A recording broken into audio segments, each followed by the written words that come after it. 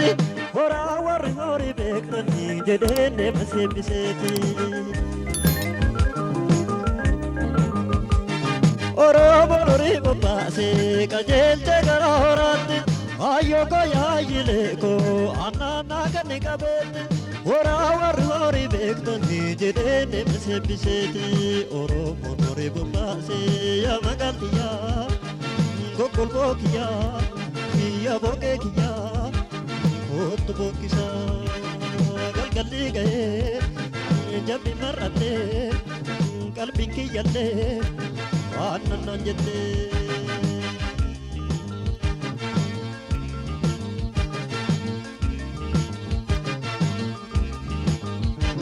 Abbaa golba abbaa kubsaa qateetti midhaan buusa sangoota koona yaasaa geessee marga dheechisa. Obsaan saakoo hadii muchi karfanaanani horamee yaalooni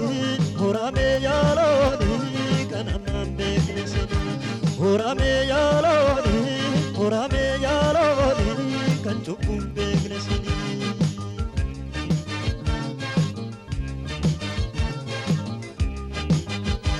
Yoo galuuf deemani looni sanii daaltiin dura deemti amma jaabbii shaagartuutti marra caafulaa olseetti. Yoo burraaqtu jabboonni keenya hogdii karra ga'een dura way garaa naa booraani nannaa jollumaa har'aa.